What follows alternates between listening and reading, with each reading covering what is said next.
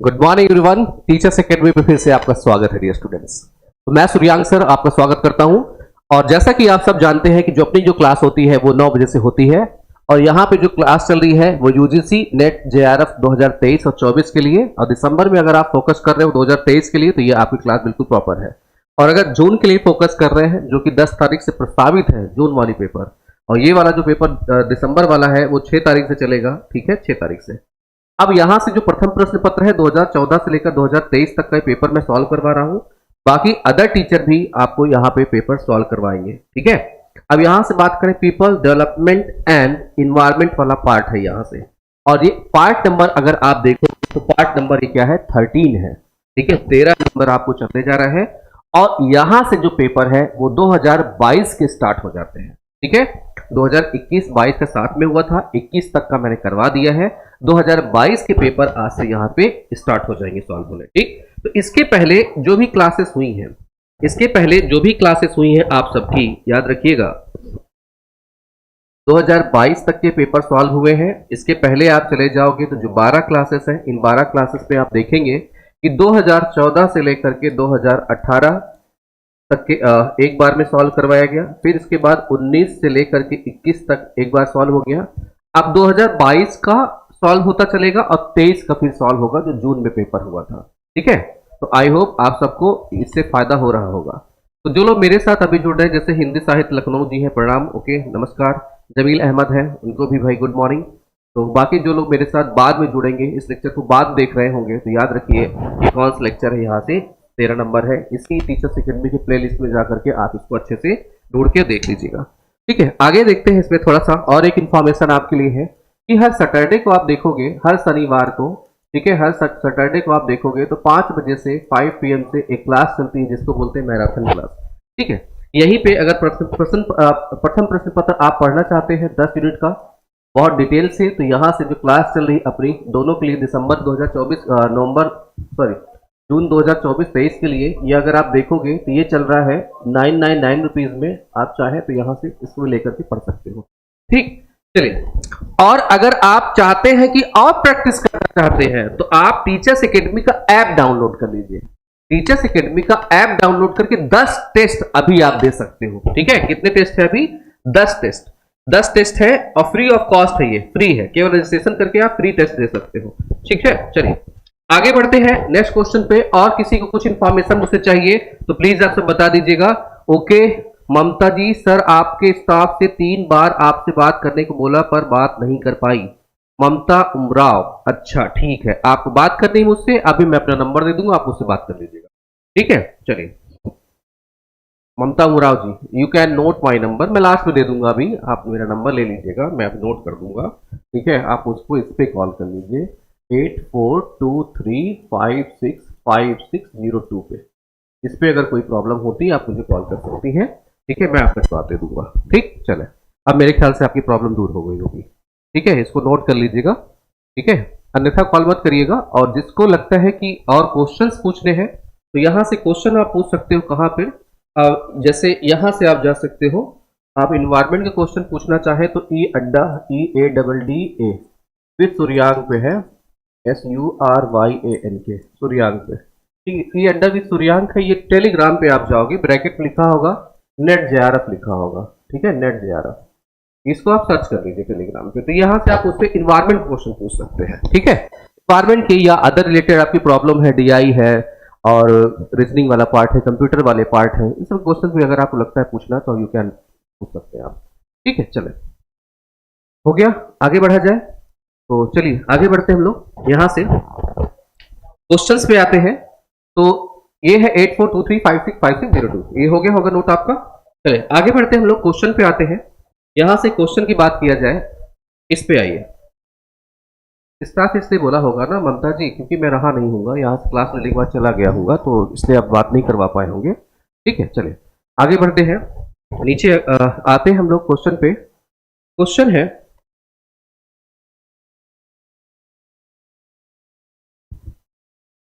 नीचे दो कथन दिया गया। कथन 1, उच्च शोर स्तरों के दीर्घकालिक उद्भाषण से एक उद्भाषित व्यक्ति के श्रवणीय और सीमा में केवल एक अस्थायी परिवर्तन होता है। मतलब अगर शोर ज्यादा होता है तो क्या किसी व्यक्ति को उच्च स्वर स्तर के दीर्घकालिक उद्भाषण से, क्या ये मतलब दीर्घकालिक जो उद्भाषण होता है से उद्भाषित व्यक्ति के श्रवणी मतलब सुनने की वजह से आवाज सीमा के मतलब जो ज्यादा स्तर का होता है में केवल एक अस्थायी परिवर्तन होता है, मतलब अस्थायी है, आज सुन लिया कल वो चला जाएगा तो कोई दिक्कत उसको नहीं होगी। दूसरा स्टेटमेंट है शोर उद्भाषित व्यक्ति की मनोवैज्ञानिक के साथ साथ शारीरिक स्वास्थ्य प्रदता पर भी प्रतिकूल प्रभाव डाल सकता है। इसका आपको बताना है कि आंसर कौन सा होगा, यहां से आप लोग आंसर देने की कोशिश करिए, ठीक है।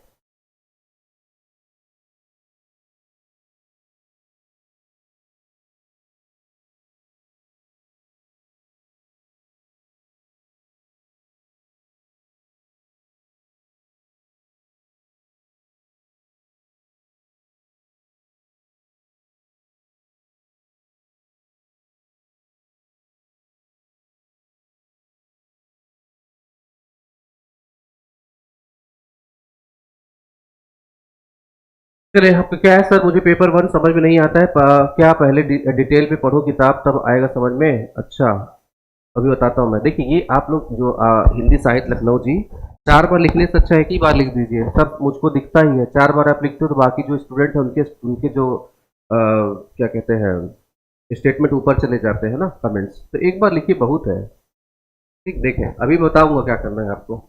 यहां से अगर बात करें तो उच्च शोर स्तरों के दीर्घकालिक उच्च उद्भाषण से एक उद्भाषित व्यक्ति के स्वर्ण अवसीमा में केवल एक अस्थायी परिवर्तन होता है। तो याद रखिएगा, यहां से अगर हम बात करें, जैसे कि अभी आप अपने ऊपर अप्लाइड करके देख रहे होंगे ना, इसलिए आपको लगता होगा कि जहाँ शादी ब्याह या मेला में आप गए हो, तेजी से बजा तो दिमाग क्या है, फिर उसके बाद चले गए तो ठीक हो जाता है। नहीं, होता क्या है, इसके अस्थायी प्रभाव नहीं पड़ते हैं। होता क्या है, मेंटली थोड़ा सा क्या है डिस्टर्बेंस आदमी हो जाता है, ठीक है। साइकोलॉजिकली प्रभाव इसका पड़ता है, फिजिकल तो पड़ता ही पड़ता है, साइकोलॉजिकली प्रभाव भी बहुत पड़ता है। तो ये अस्थायी नहीं हो पाता है, ये क्या होता है, अस्थायी हो जाता है, ठीक है। इसलिए क्वेश्चन पूछा, अपने ऊपर अप्लाइड करके देखो नहीं मिलेगा, ठीक है। लेकिन इससे जो बीमार व्यक्ति है उनसे आप पूछोगे तब आपको बताएंगे, डॉक्टर के पास अब आप पूछो कितने केसेस आते हैं तब वो आपको बताएंगे, ठीक है।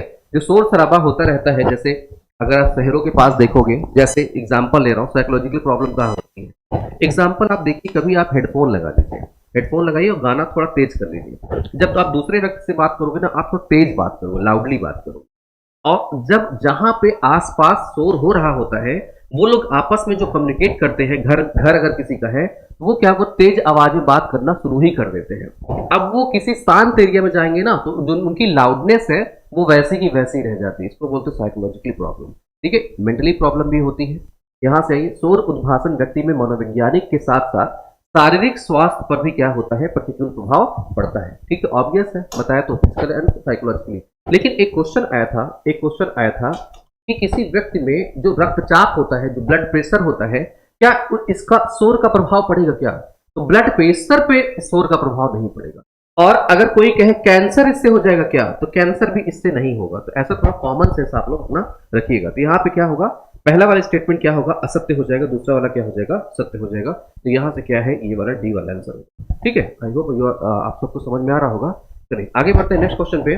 नेक्स्ट क्वेश्चन है यहाँ से, नीचे जो कथन दिए गए हैं, सहस्त्राब्दी विकास लक्ष्य में 2020 तक अत्यंत गरीबों को गरीबी घटाने की परिकल्पना की गई थी। सहस्त्राब्दी विकास लक्ष्यों की संख्या 8 थी।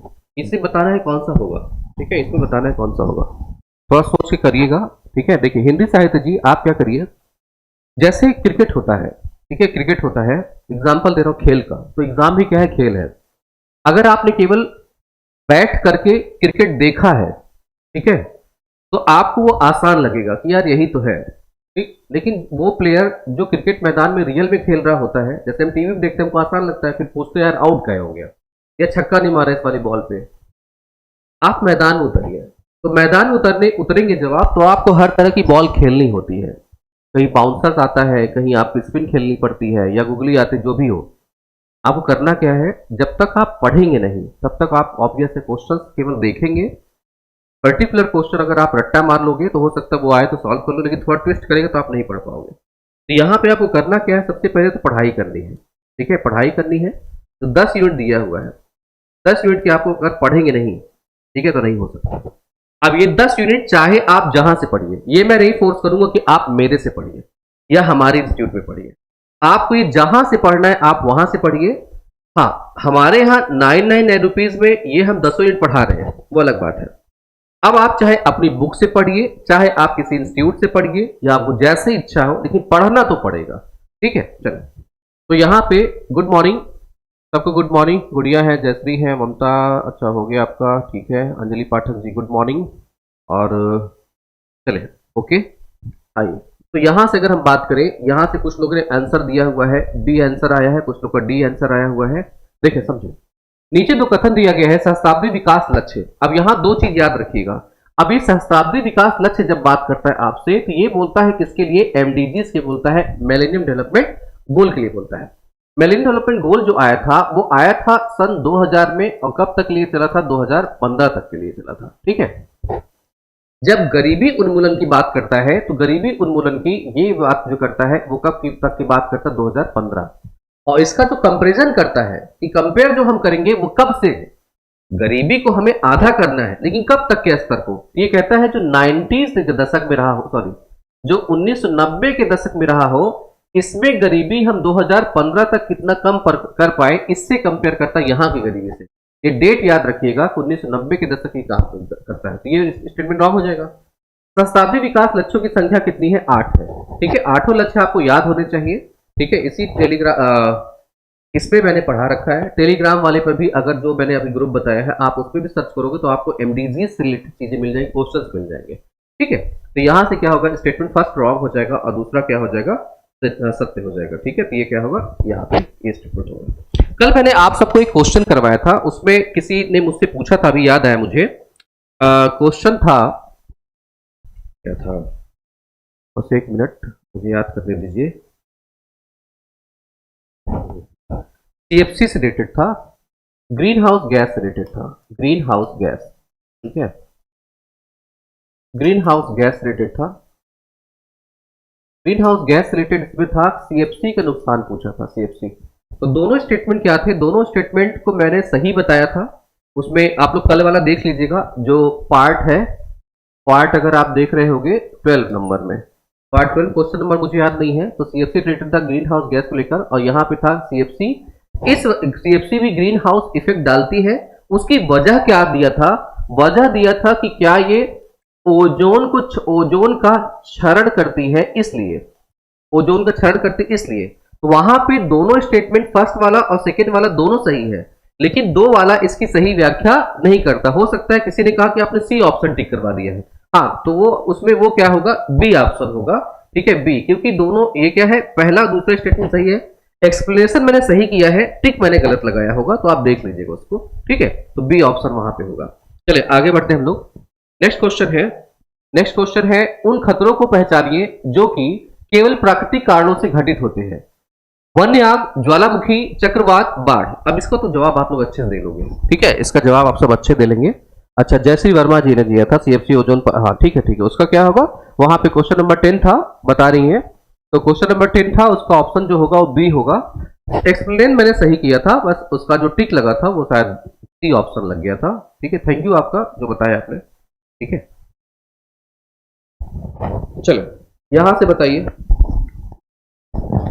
आज की जो क्लास है बहुत इंपॉर्टेंट है, और जो क्वेश्चंस है जितने भी हो रहे हैं सब इंपॉर्टेंट है। जिसको लगता है मैं बाद में देखूंगा, बाद में तोप मार दूंगा मैं, ठीक है, उन सबको पहले बता दूं कि एग्जाम जैसे जैसे आएगा इतना प्रेशर पड़ेगा ना, ये सब जब पढ़ोगे आप इस टाइप क्वेश्चन, वो तो एक सरल वाले याद रह जाएंगे, लेकिन डेटा वाले भूल जाओगे आप सब। ठीक है, चलो जल्दी जल्दी इसका आंसर करिए आप सब। यहाँ देखिए, जब हम प्राकृतिक जनी की बात करते हैं तो प्राकृतिक में यहाँ से एक तो वन की आग हो गई, इसकी अगर बात किया जाए, यहाँ पे वन अग्नि की बात की जाए, चक्रवात की बात करें, बाढ़ और ज्वालामुखी की, तो सबसे पहले अगर आप देखें तो ज्वालामुखी और यहाँ पे चक्रवात दोनों की अगर बात किया जाए तो मानव कहीं से इसमें पार्टिसिपेट नहीं करता है, पार्टिसिपेट कर भी नहीं सकता। ठीक है, ज्वालामुखी चक्रवात में, हाँ, इससे बचाव हम कर सकते हैं। लेकिन यही वन अग्नि की बात किया जाए तो ये क्या होती है, प्रकृति जनित होती है, प्राकृतिक, और प्लस क्या होती है, ये मानव। लेकिन अगर दोनों में हम परसेंटेज देखेंगे तो यहाँ पे मानव का कारक क्या है, सबसे अधिक है। एग्जाम्पल हम कहाँ देख सकते हैं, पूरी पृथ्वी पर अगर हम चले जाएं, ये है विषुवत रेखा, विषुवत रेखा से इस वाले पार्ट में चले जाएं जिसको हम लोग बोलते हैं साउथ अमेरिका वाला पार्ट, साउथ अमेरिका वाले पार्ट में चले जाएंगे तो इस वाले पार्ट में आपको मिलेगा अमेजन के जंगल। अमेजन के जंगल में ऐसी प्रॉब्लम हमको देखने को मिल जाती है, जो कि सबसे घना वर्षा जंगल है। उसी तरह से अगर आप चले जाओ उत्तरी अमेरिका में कनाडा वाला पार्ट है, यहाँ आग लगी हुई थी। फिर इसके बाद आप चले जाओ यहाँ से यूरोप वाले भाग में, यूरोप वाले भाग के जंगलों में आग लगी थी। रसिया वाले भाग में चले जाओ, इस वाले भाग में जंगलों में आग लगी थी। अपने भारत में चले जाइए तो उत्तराखंड वाले पार्ट में, हिमाचल प्रदेश वाले में आग लगी। यहाँ पे पहले प्रकृति यदि कभी लगते ही नहीं थी आग। होता क्या है, लोग वहां पे जो बदमाश लोग हैं, बदमाश मतलब जो जंगलों की लकड़ियां या खेत को साफ करना चाहते हैं, ठीक है, वो क्या करते हैं, जल्दी आग लगा के भाग जाते हैं। अब कई कई एकड़ में फैल गया, जंगल की आग बुझाई गई, लेकिन वो स्थान खाली हो गया, वो अपने क्या होते हैं, यूज में करते हैं, पर्पज में, ठीक है। इसलिए चलिए आगे बढ़ते हैं, तो यहाँ पे क्या होगा, आंसर क्या हो जाएगा अपना, बी और सी हो जाएगा। ठीक है, आगे बढ़ा जाए नेक्स्ट क्वेश्चन पे। नेक्स्ट क्वेश्चन है, वैश्विक तापमान बढ़ोतरी के संदर्भ में निम्नलिखित गैसों को बढ़ते हुए क्रम में व्यवस्थित करिए। ठीक है, ये बहुत अच्छा क्वेश्चन है और आज मैं इसको आपको बताऊंगा, इसको आप भूलिएगा नहीं। ठीक, यहां पर हम क्वेश्चन करेंगे, बिल्कुल भूलिएगा नहीं। ठीक है, तो डियर स्टूडेंट्स, ये जो क्वेश्चन है, वैश्विक तापमान बढ़ोतरी के संदर्भ में निम्नलिखित गैसों को बढ़ते हुए क्रम में व्यवस्थित कीजिए। Methane, chlorofluorocarbon, nitrous oxide, carbon dioxide. Question क्या पूछा है, निम्नलिखित गैसों को बढ़ते हुए क्रम में व्यवस्थित करना है वैश्विक तापमान बढ़ोतरी के संदर्भ में। चलिए इसका बताइए।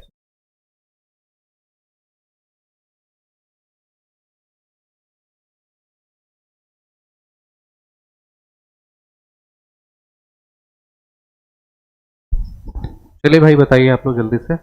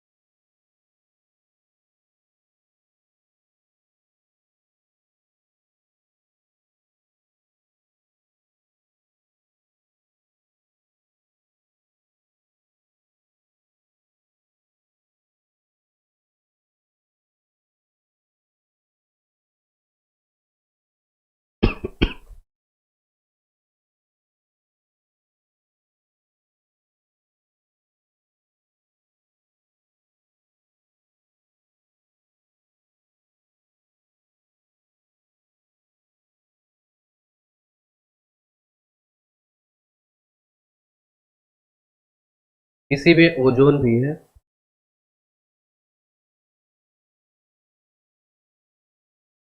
यहाँ की बात करें, आप सबने आंसर किया होगा।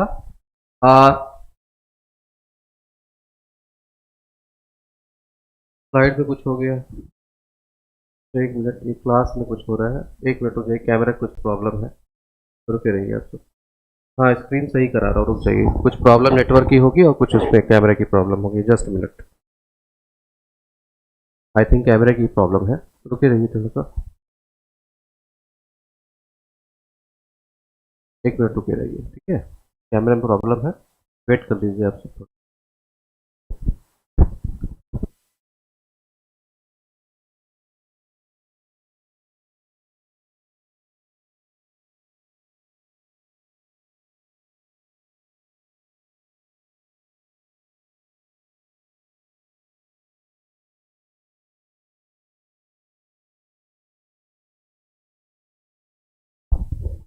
बस वेट कर लीजिए, सही हो रहा है अभी। तब तक आप मुझे सुनते रहिए, ठीक है।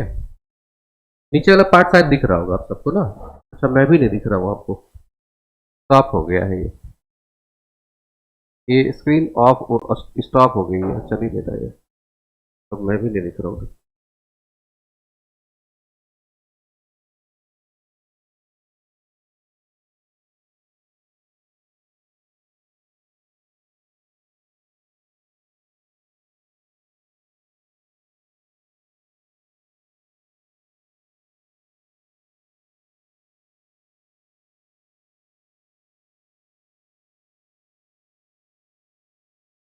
हो जाएगी।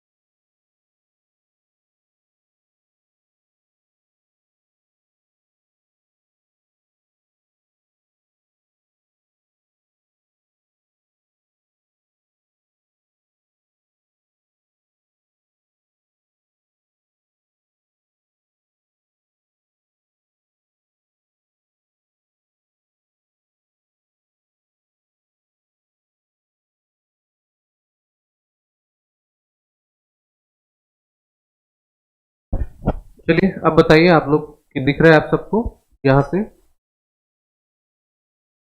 अब आप लोग देख पा रहे होंगे। चलिए बताएं जल्दी से आप सब, सही है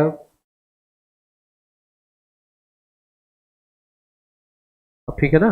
चलिए मैं तो दिख रहा हूँ ना पहले, ठीक है रुक जाइए, आ जाए थोड़ा सा, ये पढ़ते हैं, अब सही है, ये क्लियर है। हो जाता है कभी कभी, टेक्निकल प्रॉब्लम होती है सब जगह। आइए देखिए यहाँ से बात करा जाए, ये आप जानते होंगे किसकी हम बात कर रहे हैं यहाँ से, कि ग्रीन हाउस गैस की बात की जाए अदर इंस्टीट्यूट के हिसाब देखें, कार्बन डाइऑक्साइड, ओजोन, ये सब गैसें आती है। क्योटो प्रोटोकॉल में 6 गैसें आती है, जिसमें से कार्बन डाइऑक्साइड, जिसमें से कार्बन डाइऑक्साइड यहाँ देखें तो कार्बन डाइऑक्साइड रहती है। उसके अलावा एक गैस ये हुई CH4 है, उसके अलावा नाइट्रोजन के ऑक्साइड है, उसके अलावा HFC गैस है, इसके अलावा PFC गैस है, इसके अलावा SF6 गैस है। ठीक है, 6 तरह की गैसें यहां पर अवेलेबल है। ठीक, अभी नहीं आ रही है वॉइस, बात हो रही होगी वॉइस। हिंदी साहित्य लखनऊ, अब बताएं भाई, वॉइस आ रही है ना, सब आ रही है ना, पहले आप बता दीजिए आप लोग यार, हाँ ना करके बताइए जल्दी से। देखिए बताइए वॉइस आ रही है सबको, ठीक है।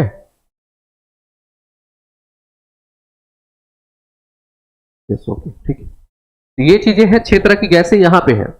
अब हमसे पूछ रहा है वैश्विक तापमान की बढ़ोतरी संदर्भ में निम्नलिखित गैसों को बढ़ते हुए क्रम में व्यवस्थित करना है।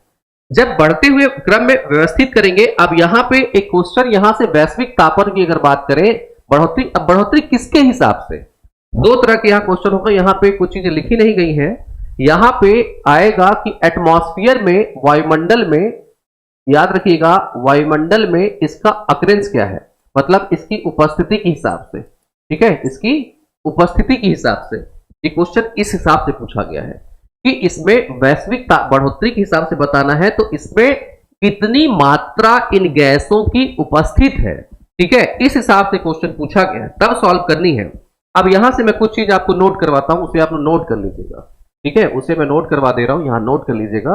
मेरे पास डेटा है, डेटा की अगर बात करूं यहां से, तो सबसे पहले आपको क्या करना है, यहां से पूरे एटमॉस्फेयर में अगर हम चले जाएं, तो या तो आप ऐसे नोट कर सकते हो, ऐसे पाई चार्ट बना लीजिए ना, ठीक है, वो ज्यादा सही है।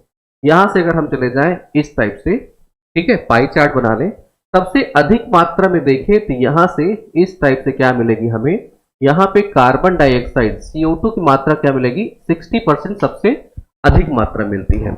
उसके बाद अगर हम बात करें तो ये आती है CH4, मीथेन वाली बात किया जाए, यहां से क्या है, कौन सी गैस होती है, मीथेन की बात किया जाए, जिसको हम कहते हैं CH4। CH4 की बात करें तो ये पूरी वायुमंडल कितनी परसेंट मिलेगी, 20% मिलती है। उसके बाद अगर हम देखें CFC गैस की बात करें, ठीक है, CFC गैस की बात किया जाए तो इस वाले पार्ट में जो CFC है, इसकी अगर बात करते हैं यहां से, तो ये कितनी अवेलेबल है, 14% है, 14% है।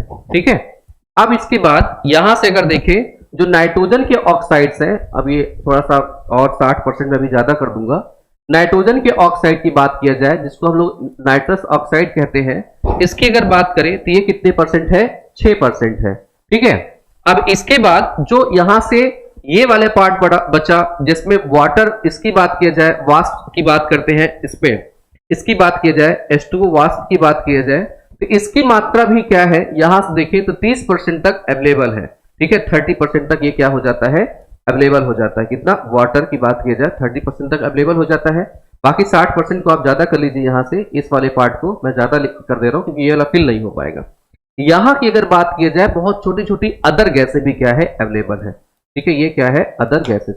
ठीक है, ये एक मिनट, ये अभी आप काउंट करोगे ना, 6 तो 8 80 ऐसे बनाऊंगा ना, तो फिर इसमें मैं परसेंटेज इसका भी वो नहीं कर पाऊंगा। एक मिनट, ऐसे ही नोट कर लीजिए, क्योंकि फिर आप परसेंटेज जोड़ोगे 100% आना चाहिए, तो फिर गड़बड़ होना शुरू हो जाएगा।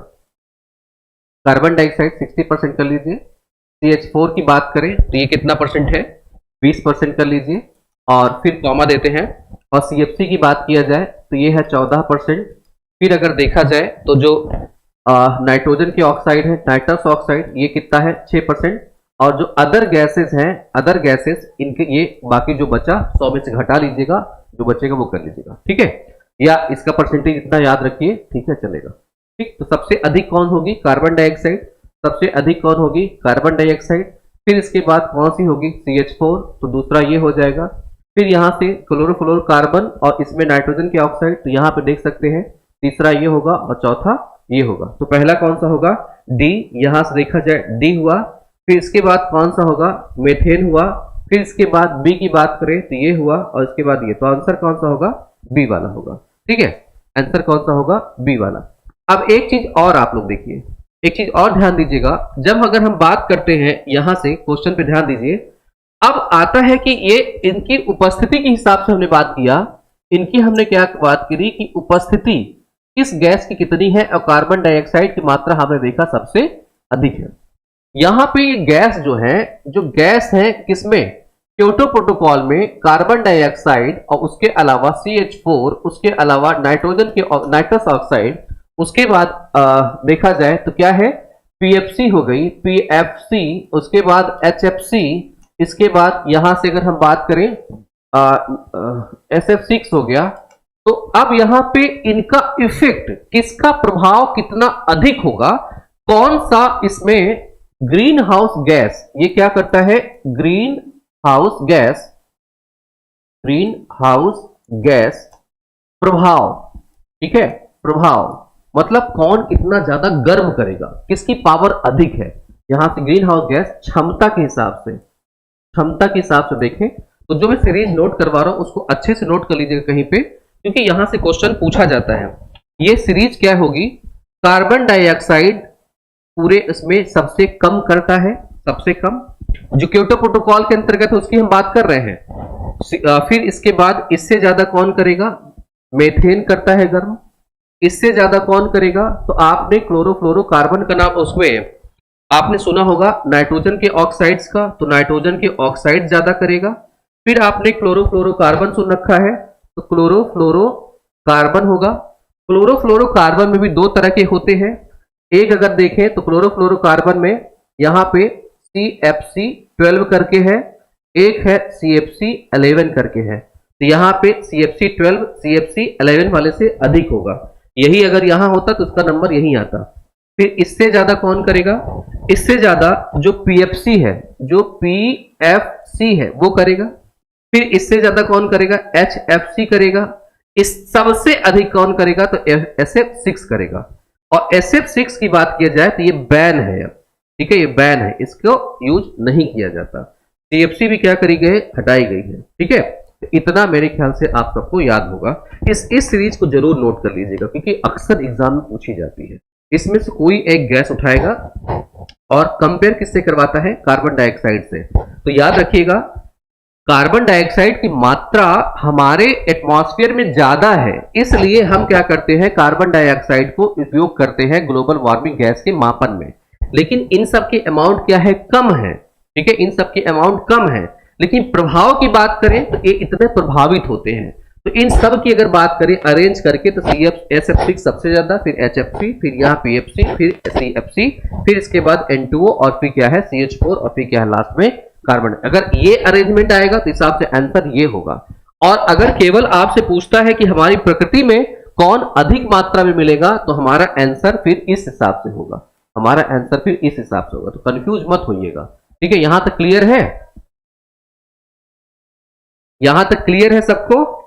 ठीक है, ये कंफ्यूज मत होइएगा कि मोस्ट इंपॉर्टेंट है और इससे कई बार क्वेश्चन पूछा गया एग्जाम में, तो प्लीज कंफ्यूज मत होइएगा, ठीक है। चलें आगे बढ़ते हैं हम लोग।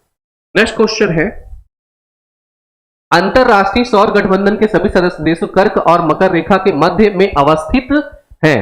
उष्णकटिबंधीय क्षेत्र में सौर विकिरण की तीव्रता तुलनात्मक रूप से शीतोष्ण और ध्रुवीय क्षेत्रों में अधिक होती है, ठीक है। इसको बताना जल्दी से। अब देखिए यहां सुन लीजिएगा, इसको कई बार पढ़ाया है इसलिए आप लोग आंसर दीजिएगा, ठीक है। जल्दी से आंसर दीजिएगा आप सब, ठीक है। बताइए भाई आप लोग जल्दी से।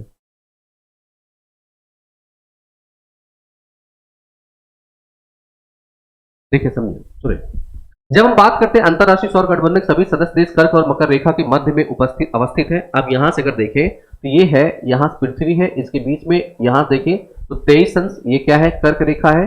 23.5 अंश की बात करें तो ये क्या है, मकर रेखा। तो 23.5 अंश उत्तरी और 23.5 अंश क्या है, दक्षिणी। जो रेखाएं हैं, अक्षांश रेखाएं, उनके बीच की बात करें तो ये वाला क्षेत्र है। तो अगर हम सदस्य देशों की बात करें तो इससे अलग भी क्या है, इससे अलग भी देश इसमें अवेलेबल है। तो स्टेटमेंट ये क्या हो जाएगा, पहला रॉन्ग हो जाएगा। यहाँ पे उष्णकटिबंधीय क्षेत्र में सौर विकिरण की तीव्रता तुलनात्मक रूप से शीतोष्ण और ध्रुवीय क्षेत्र से अधिक होती है। तो ऑब्वियस है, यहाँ पे सूर्य का प्रकाश, यहाँ पे सूर्य का प्रकाश सबसे अधिक मिलता है। ये स्टेटमेंट क्या होगा, सही होगा कि सौर विकिरण की प्राप्ति सबसे अधिक होती है। किसके कंपेयर में, जो इधर वाले पार्ट होते, टुंड्रा एंड ट्रैगा वाले पार्ट होते हैं, ये वाले, ठीक है। तो इसलिए हमने उष्णकटिबंधीय क्षेत्र, ऊपर वाले को शीतोष्ण कटिबंधीय बोलते हैं। तो यहाँ विकिरण सही होगा, ये स्टेटमेंट बिल्कुल सही है, ये भी स्टेटमेंट सही है। ऊपर वाला क्या होगा, रॉन्ग होगा, ठीक है। तो चले, यहाँ पे क्या होगा, कथन एक क्या है, असत्य है, दूसरा क्या है, यहाँ पे चौथा वाला, ये आंसर क्या होगा, चौथा डी। ठीक, आगे बढ़ते हैं नेक्स्ट क्वेश्चन पे। नेक्स्ट क्वेश्चन अब अब्जॉर्प्शन रीजन का है। यहाँ पे है अपमार्जकों, डिटर्जेंट की बात करते हैं, जो हम लोग साबुन यूज करते हैं, और साबुन के अलावा अगर हम यूज कर रहे होते हैं यहाँ पे जो पाउडर है, के कारण हुए मृदा प्रदूषण से पौधों की मूल विकास पर प्रभाव पड़ता है। बिल्कुल सही बात है। और मृदा के सूक्ष्म जीवों के विकास को भी क्या करता है, ये कम कर देता है। अगर आप डिटर्जेंट को लेकर के घोल करके उसको गमले में बार बार डालते जाइए, एक दिन आप देखोगे कि पौधा क्या होगा, सूख जाएगा, ठीक है। और मिट्टी की जो उर्वरता है वो भी क्या हो जाएगी, खत्म हो जाएगी। क्यों होता है, कारण उसका क्या है, मृदा में डिटर्जेंट की उपस्थिति मृदा को अधिक अम्लीय बना देती है, ठीक है, ये स्टेटमेंट है। अब यहाँ पे क्या करता है, अम्लीय बना देती है। यहां से देखना है कि आंसर क्या होगा।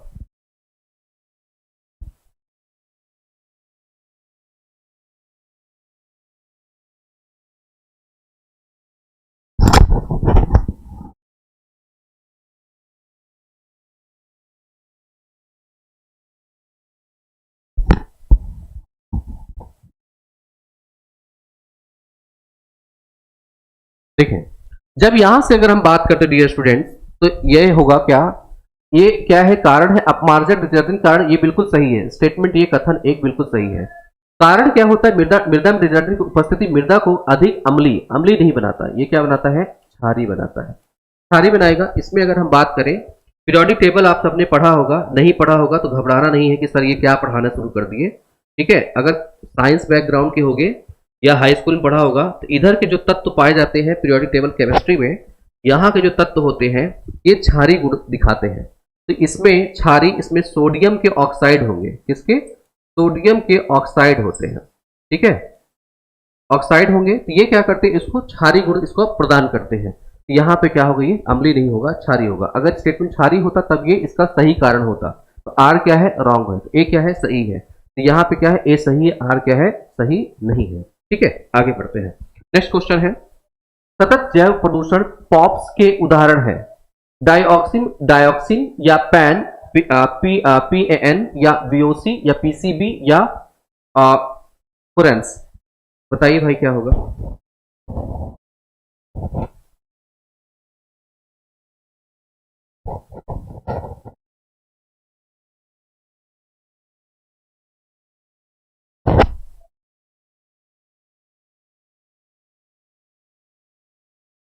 एसिटिड होता है,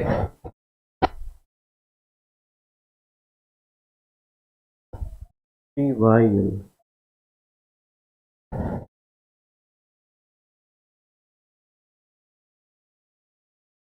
नाइट्रेट, नाइट्रेट है। बताइए जल्दी इसमें।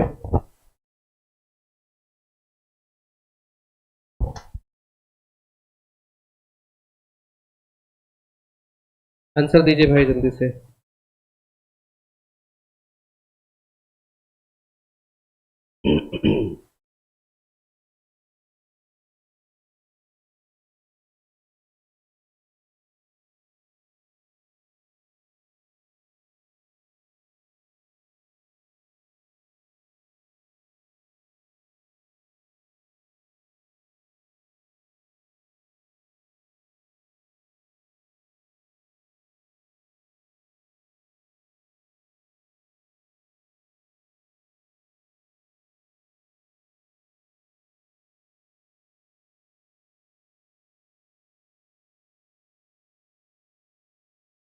देखिए आंसर क्या होगा। अब यहां से हम लोग एक एक की पहले बात कर लेते हैं।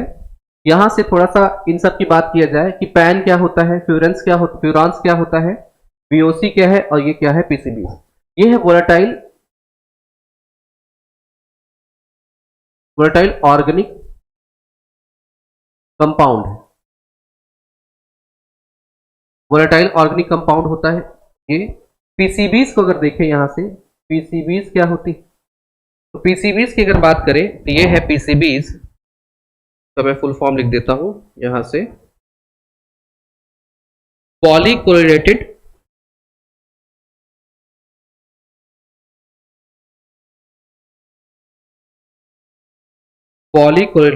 केमिकल्स है।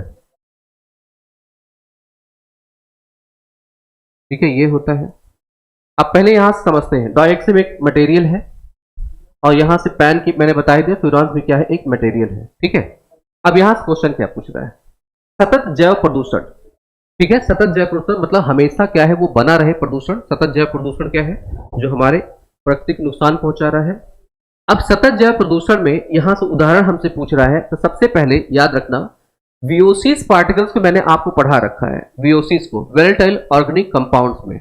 वोलेटाइल ऑर्गेनिक कंपाउंड्स क्या होते हैं, तो मैंने वोलेटाइल ऑर्गेनिक कंपाउंड्स को बताया है आपको कि जो तेल है, जैसे पेट्रोलियम है, इन सब के कण, जो पेट्रोल कहीं गिरे तो उसकी महक जो आप तक आती है, वो कण जो हवा में बहुत तेजी से फैल जाते हैं, ये होते हैं वोलेटाइल ऑर्गेनिक कंपाउंड्स होते हैं।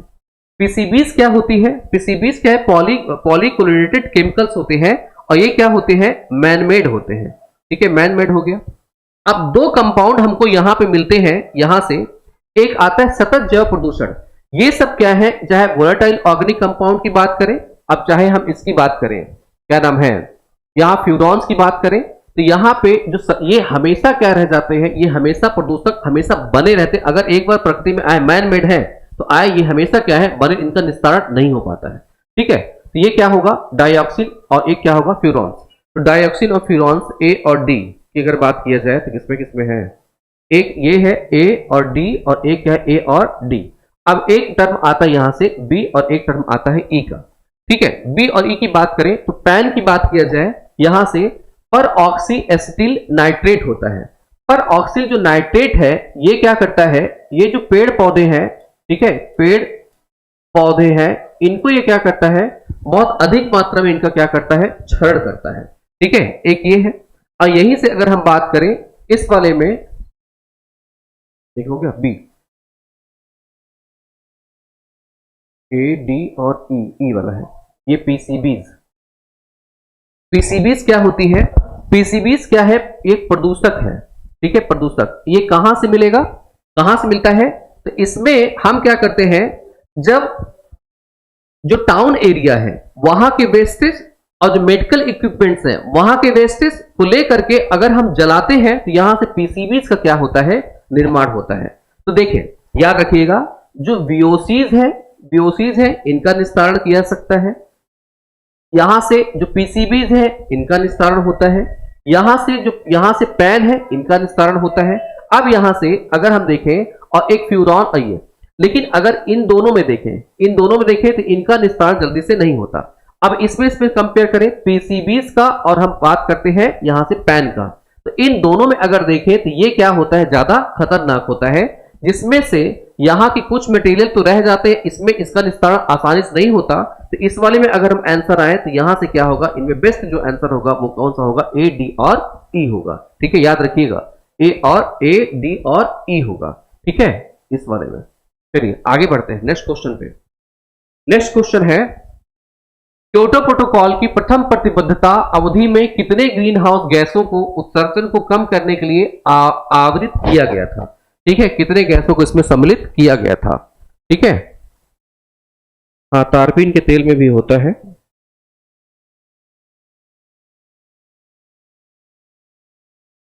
बताइए जल्दी से।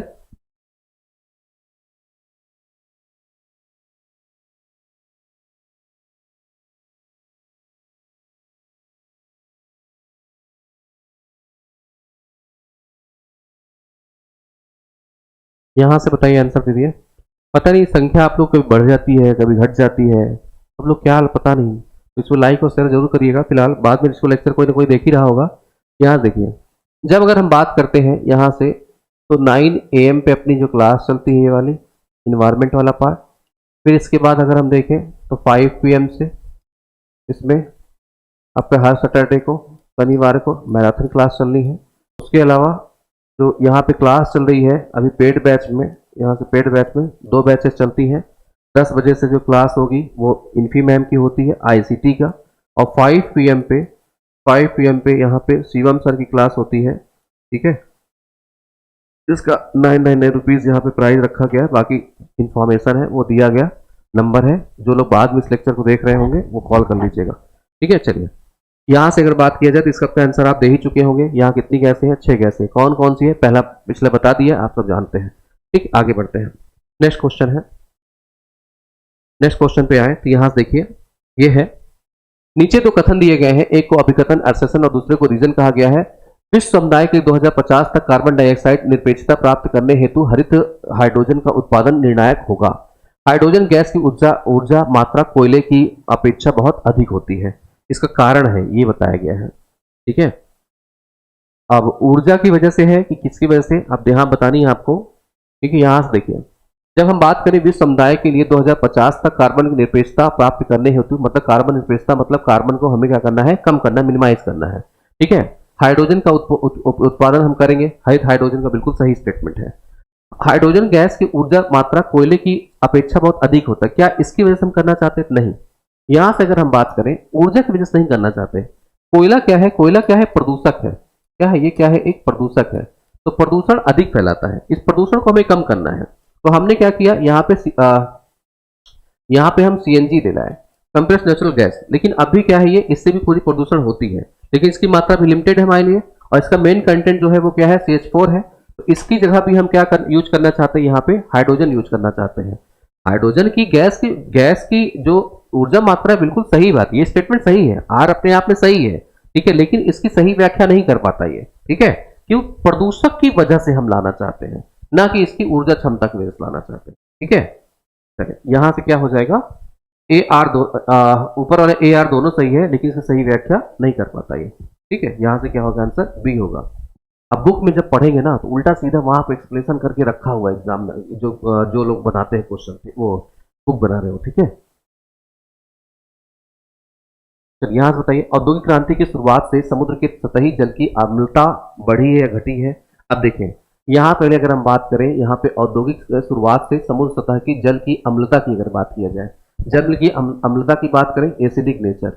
एसिडिक नेचर कहाँ से आएगा? एसिडिक क्या होगा यहाँ समझिए, ये अगर समुद्र है, ठीक है, समुद्र है, यहाँ से एटमॉस्फेयर में कार्बन डाइऑक्साइड की मात्रा ज़्यादा है, कार्बन डाइऑक्साइड की मात्रा ज़्यादा है, तो यहाँ पे वायुमंडलीय दाब क्या होगा? वायुमंडलीय दाब क्या होगा? बढ़ेगा। वायुमंडलीय दाब क्या होगा? बढ़ेगा, तो कार्बन डाइऑक्साइड इसमें क्या होगा? ज़्यादा क्या होगा? घुलेगा। अब ये कार्बन डाइऑक्साइड इसमें क्या होगा? ज़्यादा घुलेगा, तो इसकी जो अम्लता है ये क्या होगी? अम्लता है वो क्या हो जाएगी? बढ़ जाएगी। समझ पा रहे होंगे? जैसे पेप्सी की बोतल जब आप खोलते होगे तो ढक्कन से बाहर, जैसे खोलते बाहर निकलता है तो कार्बन डाइऑक्साइड उसमें दबा दबा के भरी जाती है। ये क्या हुई? इसकी अम्लता बढ़ गई। जब अम्लता बढ़ेगा तो जो इसमें जीव होंगे वो भी क्या होंगे? जो समुद्री पारिस्थितिकी तंत्र है वो क्या होगा? नष्ट होगा, एक नुकसान पहुंचेगा। औद्योगिक 10% यथावत, इतना यहाँ पे ये क्या है? फैक्ट है। ये क्या है? फैक्ट है। इसलिए कल मैंने आपसे कहा था फैक्ट वाली कॉपी बना लीजिए, फैक्ट से, ठीक है, ये फैक्ट है, ठीक है, कॉपी बना लीजिए। यहाँ पे क्या है? ये कहा गया है 30% तक ये बढ़ गया है, ठीक है। ये होता क्या है? अम्लता ये होती है, ठीक। जब भारत देश की बात करें, भारत देश में इधर चले जाइए, ये है अरब सागर, ये है बंगाल खाड़ी, इस वाले साइड में अम्लता ज़्यादा है इस वाले साइड कंपेयर। क्यों? क्योंकि यहाँ नदियाँ क्या होती हैं? नदियाँ अपना जल ज़्यादा लाती, ताज़ा पानी इसमें ज़्यादा मिल रहा होता है, तो बंगाल खाड़ी की अम्लता कम है किससे कंपेयर में? यहाँ पे अरब सागर में, ठीक है। चलिए आगे बढ़ते हैं। 2070 तक शून्य कार्बन एमिशन, हाँ बिल्कुल, वो शून्य कार्बन एमिशन भारत के लिए है, भारत के लिए है, शून्य कार्बन एमिशन भारत के लिए है, ना कि अदर देश के लिए, ठीक है। चलिए आगे है नेक्स्ट क्वेश्चन, पर्यावरणीय खतरे से संबंधित जोखिम मूल्यांकन के निम्नलिखित कदमों का सही अनुक्रम क्या होगा? ठीक है, इसको आपको बताना है, यहाँ से आंसर कौन सा होगा।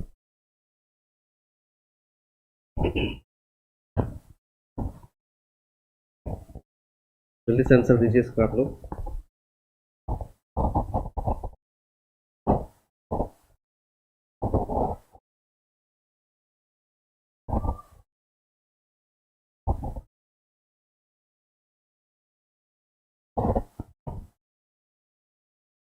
देखिए,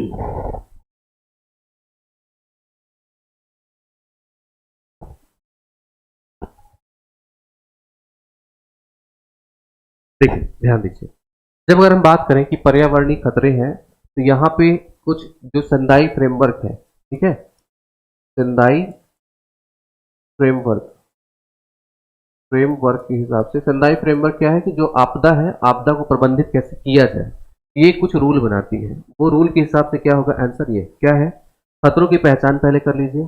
ठीक, फिर कहता है कि आप क्या करिए, उद्भासन मूल्यांकन, मतलब कैसे कैसे हम खतरों को पहचान करिए और इसका निवारण हम कैसे करेंगे। ठीक है, उसके लिए इक्विपमेंट क्या क्या लेना पड़ेगा या क्या क्या उसमें स्टेप्स हमको उठाने पड़ेंगे, ये हुआ। फिर इसमें अगर देखा जाए तो एक क्या है, जोखिम विश्लेषीकरण। अब जोखिम का विश्लेषीकरण तो हमने कर लिया, ठीक, जोखिम विश्लेषीकरण ये हुआ कि आपदा किस प्रकार की है। मान लिया बाढ़ जनित है और बाढ़ के साथ साथ वहां पर जैसे उत्तराखंड में त्रासदी आई, बाढ़ भी आई और पत्थरों की पत्थर भी गिरे साथ में, ठीक है, घर भी टूटे, तो उसमें हमें जोखिम विश्लेषण कर लिया।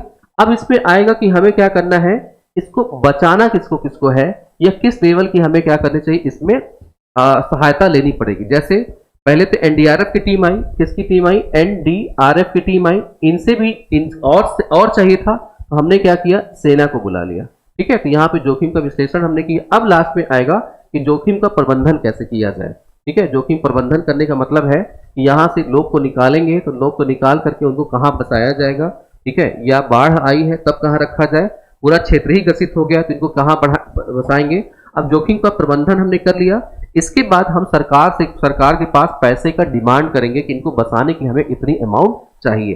कभी कभी आपने देखा होगा कि जब कभी किसी क्षेत्र में बाढ़ बाढ़ आती है तो फिर नेता क्या होते हैं, इसका हवाई सर्वे करने जाते हैं। हवाई सर्वे करने घूमने नहीं जाते ना, इसको देखने का मजा लेने जाते हैं, देखने जाते हैं कितना नुकसान हुआ। फिर ये क्या होगा, अगर सीएम होगा, ठीक है, सीएम अगर स्टेट लेवल पे है तो वो क्या होगा, इसमें पैसा रिलीज करता उसी हिसाब से। और इसी तरह सेंटर गवर्नमेंट अगर होगी, इसका हवाई सर्वे करवाती है तो ये भी क्या करेगी, यहाँ से पैसा रिलीज करती है। ठीक है, इसी हिसाब से। चले आगे देखते हैं, नेक्स्ट क्वेश्चन है यहाँ, ये तो ए हुआ, आगे बढ़ते हैं नेक्स्ट क्वेश्चन। नेक्स्ट क्वेश्चन है, जलवायु परिवर्तन संबंधी राष्ट्रीय कार्य योजना के मिशनों में से एक राष्ट्रीय सौर मिशन को निम्नलिखित में से किस वर्ष आरंभ किया गया था। जल्दी से बताना, 2009, 2010, 2011, 2012। ठीक है, जल्दी से बताना कौन सा होगा।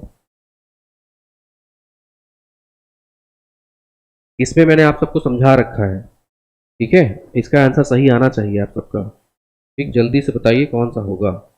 मैंने बढ़िया से सबको आपको समझा रखा है, आई होप कि आप सब इसका अच्छे से आंसर कर पाएंगे। ठीक है, जल्दी से बताइए।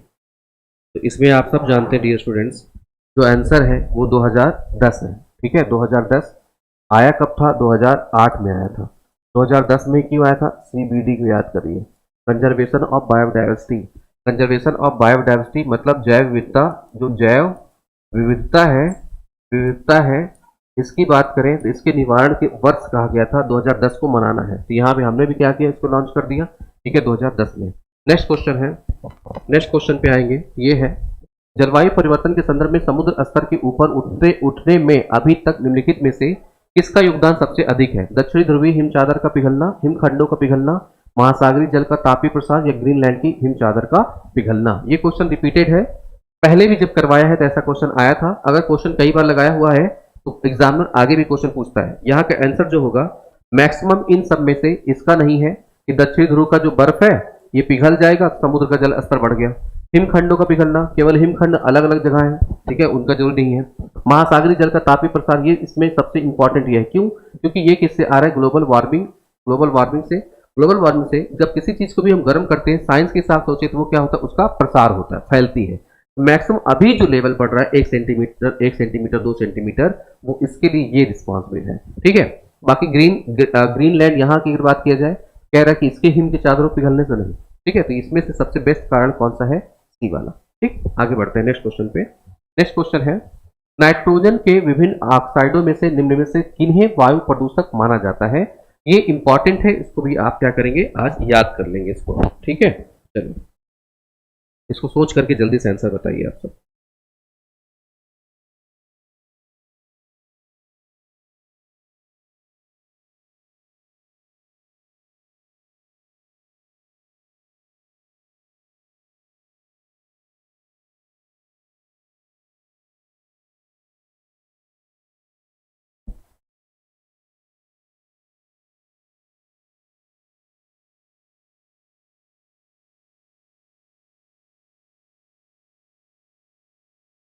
चले भाई बताएं।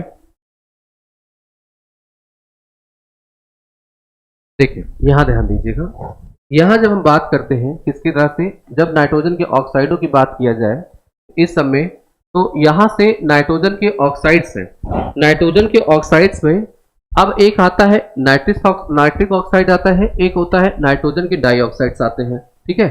और एक हम देखें तो नाइट्रोजन के ट्राइऑक्साइड्स आते हैं, एक क्या होता है नाइट्रस ऑक्साइड। ये आप जानते रहे, ठीक है, ये आप जानते रहे। हमसे क्या पूछ रहा है, नाइट्रोजन के विभिन्न ऑक्साइड्स में से किन्हें वायु प्रदूषक माना जाता है, ठीक है, वायु प्रदूषक के रूप में। तो एक होता है नाइट्रिक ऑक्साइड की बात किया जाए और एक होता है नाइट्रोजन के ऑक्साइड। इनकी ये क्या होते हैं, ये प्रदूषण से वायु प्रदूषण करते हैं। यहां से अगर हम इनकी बात करें तो ये क्या मिलते हैं, एक कोयला, कोयला मिलता है, ठीक, कोयले से बनता है। अब कोयले से अगर हम देखें ये जाता है कहाँ, वायुमंडल, वायुमंडल से कहाँ जाएगा, वायुमंडल से जाएगा क्षोभ मंडल, तो मंडल वायुमंडल में ही है, मतलब वायुमंडल क्षोभमंडल का ही पार्ट है। क्षोभमंडल जो बादल बने हैं ये क्या बनेगा, अम्ल वर्षा बनाएगा, क्या बनाएगा, अम्ल वर्षा, इसके लिए ज्यादा रिस्पॉन्सिबल होता है ये, ठीक। फिर इसके अलावा इसको देखें तो ये क्या करता है, नाइट्रोजन के जो ऑक्साइड्स है ये मिलता है प्लस किसके साथ, यहाँ से जो पर्टिकुलेट मैटर है, और प्लस यहाँ से आप क्या करो सनलाइट मिला दीजिए, ये धूम कोहरा बना देता है, क्या बनाता है, धूम कोहरा बनाता है, ठीक है, इसमें आता है। मैक्सिमम ये दोनों आते हैं। और ये यहाँ पे नाइट्रोजन के ट्राई ऑक्साइड्स हैं, ये HNO3, ठीक है, ये अम्ल बनाता है, अम्ल वर्षा करवाने की ये वाला पार्ट है, ठीक है, अम्ल वर्षा के लिए। तो ये क्या होगा अपना ए और बी वाला आंसर, ये आंसर होगा, ठीक है। कंफ्यूज मत होइएगा, उसे नोट कर लीजिएगा, ठीक है, नोट कर लीजिएगा, ठीक। आगे बढ़ते हैं लोग, नेक्स्ट क्वेश्चन है, पारंपरिक पेट्रोल और डीजल की अपेक्षा जैव डीजल के निम्नलिखित में से क्या क्या लाभ हो सकते हैं। जैव डीजल काफी कम CO2 और SO2 उत्पन्न करता है, यह गैर नवीकरणीय है, इसकी ऑक्टेन संख्या उच्चतर होती है, इसे पेट्रोल डीजल के साथ किसी भी अनुपात में प्रयोग किया जा सकता है, ठीक है। इसमें बताना है क्या है इसका आंसर।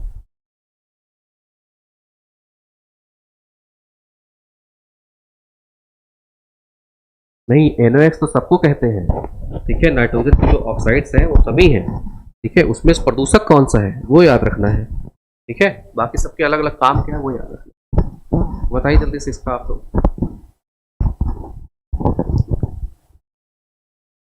चलो देखिए समझे, यहां से अगर हम बात करें, देखिए जब हम बात करें जैव डीजल काफी कम मात्रा में CO2, ये बिल्कुल सही बात है कि हाँ भाई CO2 और SO2 मात्रा कम उत्पन्न करेगा। जैव डीजल क्या है, जैव डीजल आप सब जानते हैं कि हाँ जैसे जेट्रोफा है, जेट्रोफा से ऑयल निकालना, ऑयल निकाल के हम उसको डीजल में कन्वर्ट करें और कन्वर्ट कर मतलब उसको डीजल साथ मिलाएं 10% 20% की मात्रा में, जैव डीजल आएगा। या नवीकरणीय ऊर्जा है, बिल्कुल सही बात है, ठीक है, ये भी स्टेटमेंट है।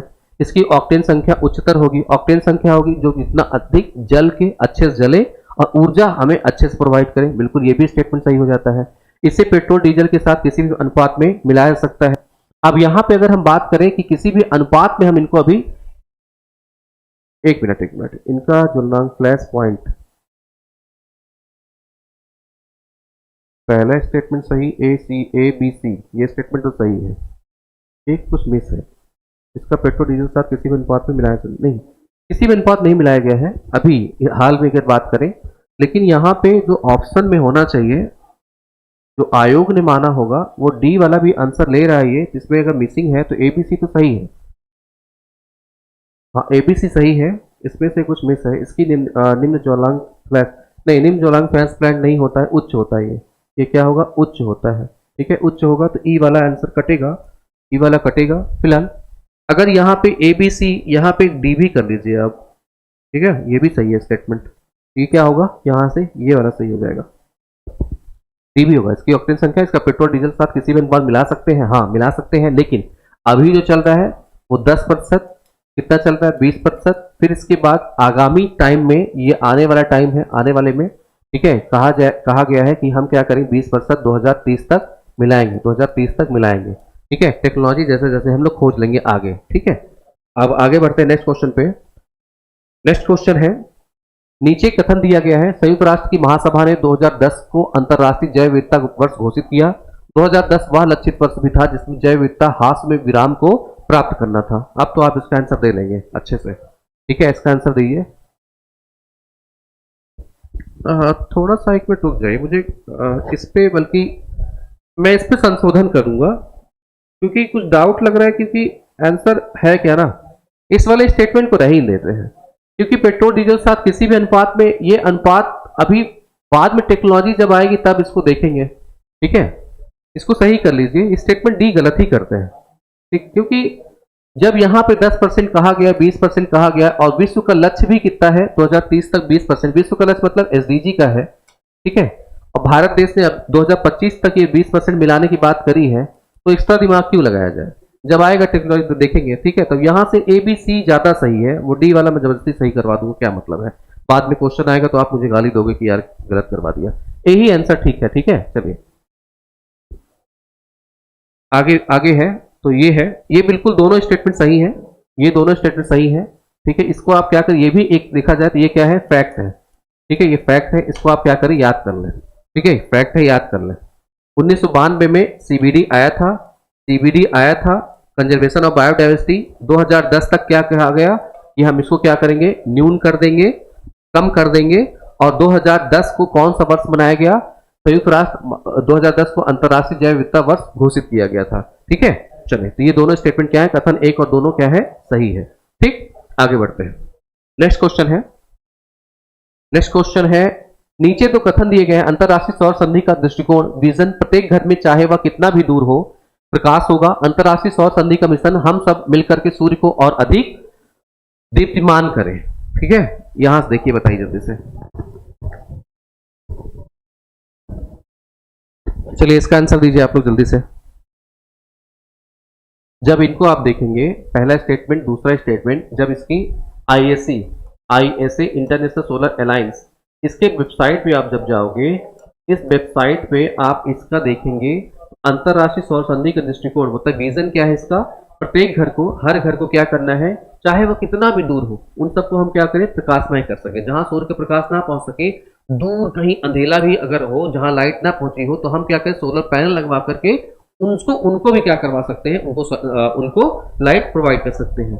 अंतरराष्ट्रीय सौर संधि का मिशन हम सब मिलकर सूर्य को और दीप्तिमान करें। सूर्य का काम क्या है कि प्रत्येक क्षेत्र को क्या करना है, प्रकाशित करना है। लेकिन अगर मान लीजिए रात में कहीं लाइट नहीं पहुंची, अंधेला है जिस गांव में, जिस क्षेत्र में, तो सूर्य का काम तो है ना वहां रोशनी पहुंचाना, तो हमारा भी काम है कि सूर्य को और दीप्तिमान बना सकते हैं कि सूर्य काम क्या, प्रकाश पहुंचाना, तो हम भी प्रकाश वहां तक पहुंचाए। तो ये भी क्या होगा, पहला और दूसरा स्टेटमेंट दोनों क्या है, सही है। ठीक है, चलिए आगे बढ़ते हैं नेक्स्ट क्वेश्चन पे। नेक्स्ट क्वेश्चन है, जलवायु परिवर्तन संदर्भ में केंद्र एजेंसी आईपीसीसी का पूरा नाम क्या है, आईपीसीसी का पूरा नाम क्या है।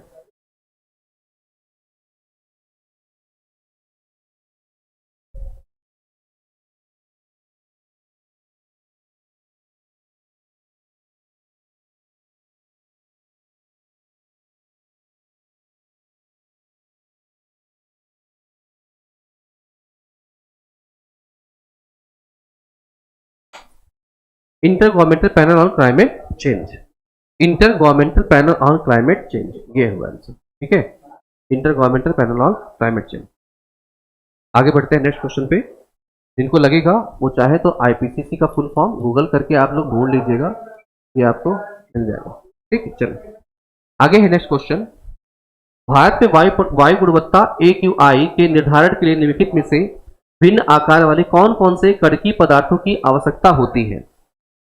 मतलब हमारे यहाँ जो प्रदूषण है, वो प्रदूषण को मापते हैं, जो वो किस हिसाब से मापा जाता होगा, PM particulate matter 1, PM 2.5, PM 10 या TSPM कुल प्रतिलंबित कड़की पदार्थ, सभी को एक साथ क्या करें, टोटल सस्टेनेबल पार्टिकुलेट मैटर की बात किया जाए। ठीक है, इसकी अगर बात करें कौन सही होगा, इसमें से बताना है आपको, जल्दी से बताइए इसका आंसर।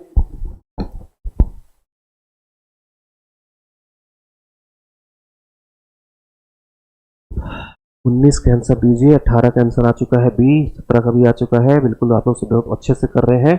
बाकी लोग इसको भी लाइक और शेयर करिए। ठीक है, और जैसा कि इन्फॉर्मेशन मैंने बताया ही है कि 9 बजे से प्रत्येक दिन अपनी क्लास चलती है, प्रैक्टिस बैच चल रहा है 2014 से लेकर के 2023 तक का, और अभी तक ये जो क्लास चली 13वीं क्लास है। ठीक है, चलिए बताएं जल्दी से।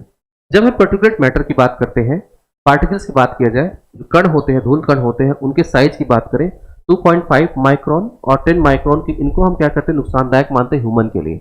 जब सांस लेता है तो उसके लंग्स में क्या होते हैं, जमा होते हैं, कैंसर कारक होते हैं। उसके अलावा जो पेड़ पौधे होते हैं, उनकी पत्तियां होती हैं, उनकी पत्तियों में जो एस्टोमेटा छिद्र होता है, इसको क्या करते हैं, ढक लेते हैं।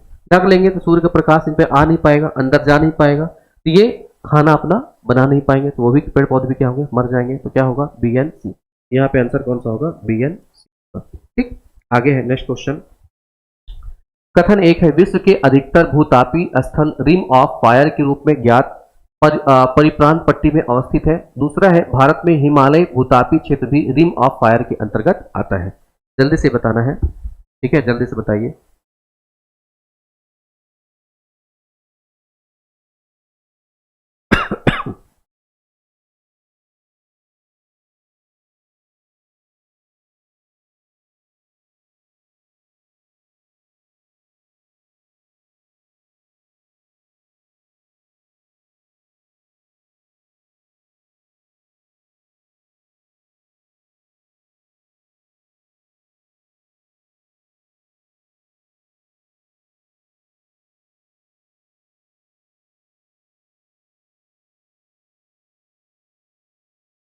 देखिए, जब हम बात करें प्रशांत महासागर की, इधर नॉर्थ अमेरिका, इधर साउथ अमेरिका, इधर एशिया है, इधर ऑस्ट्रेलिया, और ये इधर क्या है, द्वीपीय देश है।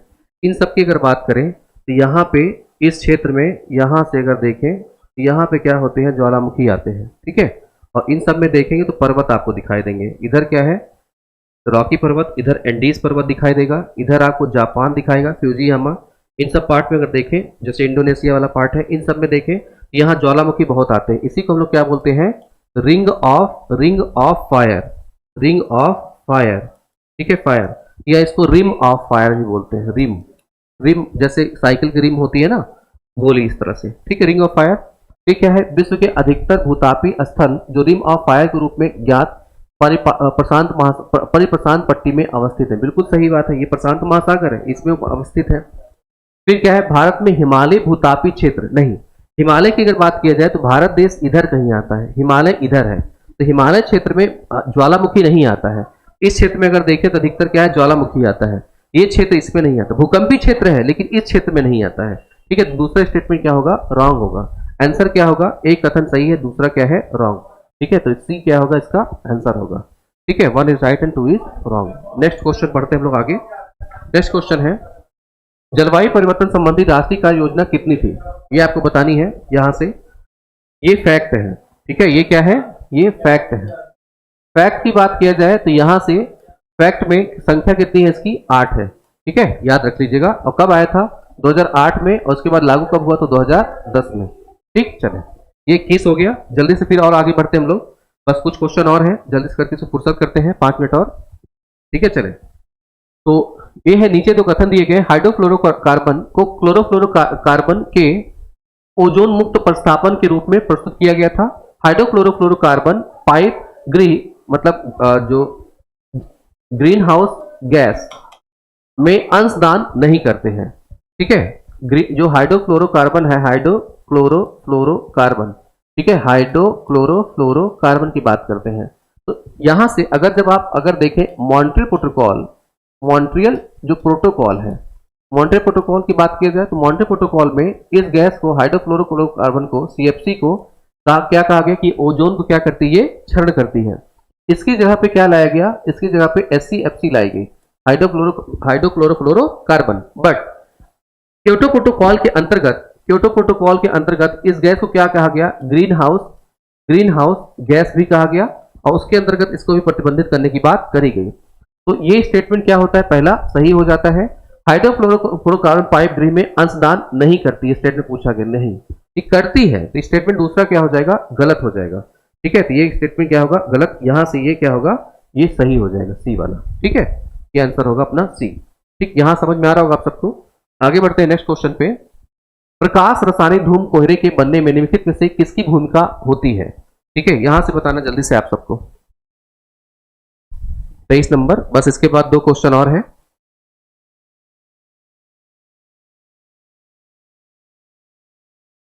और 2 क्वेश्चन और, देखिए ध्यान दें।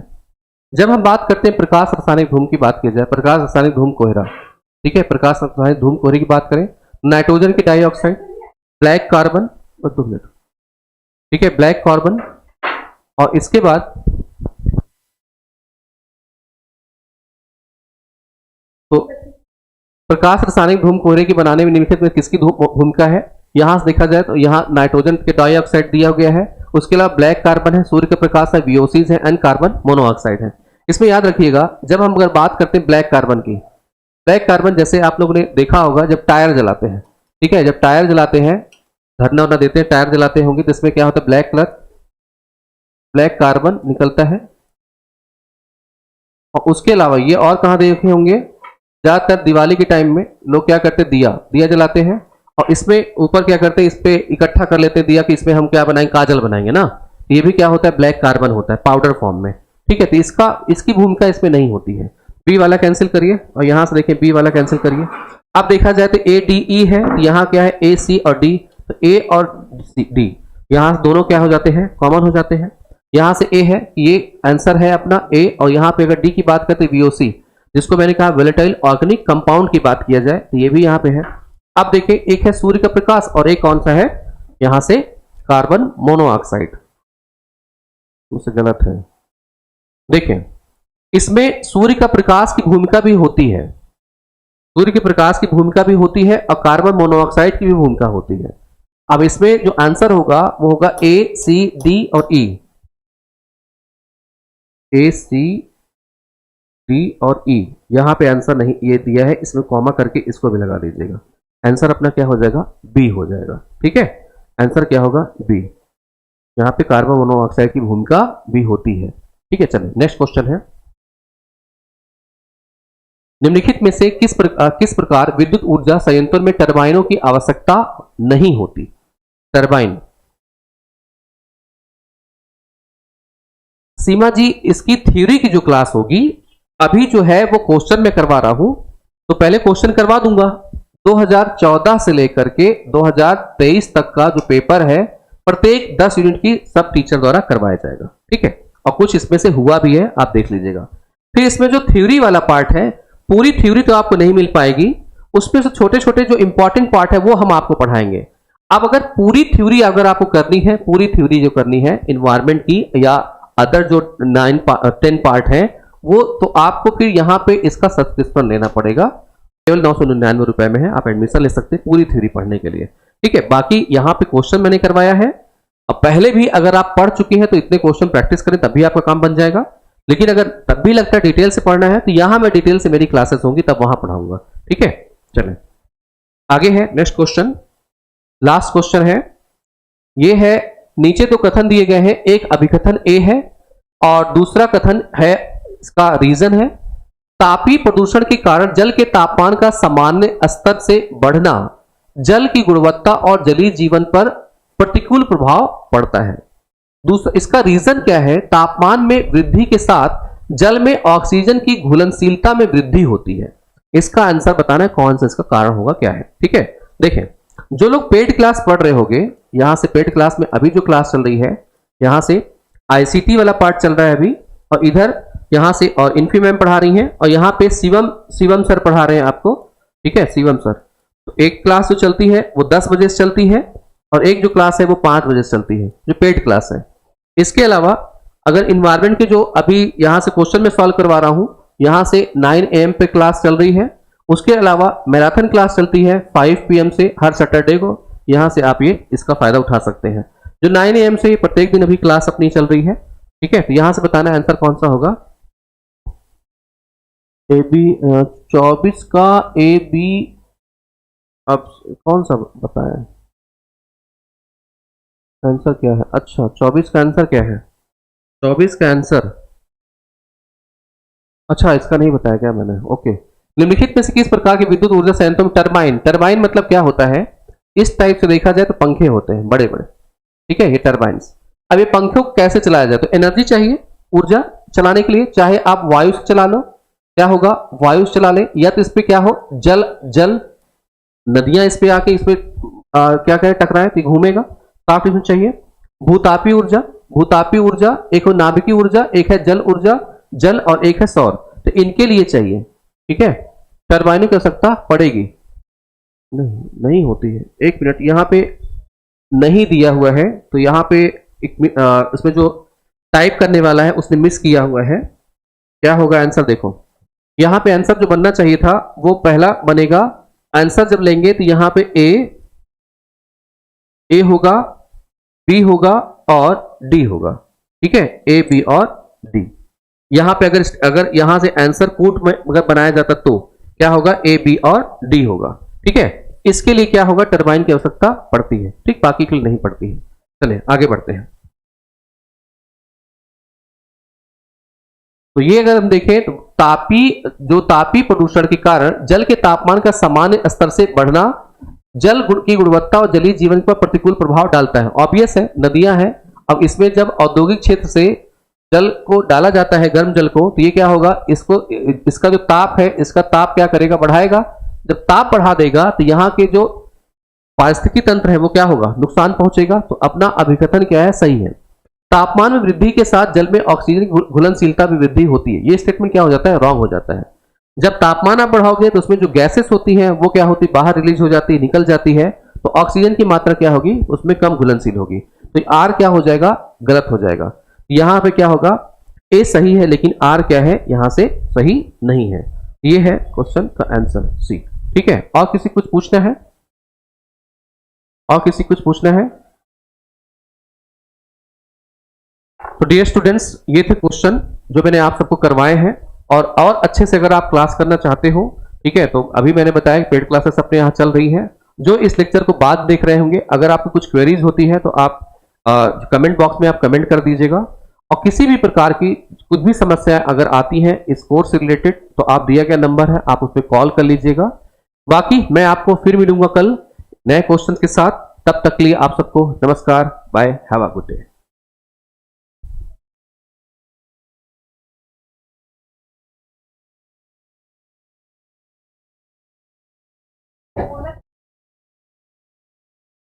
बोल दूं मैं?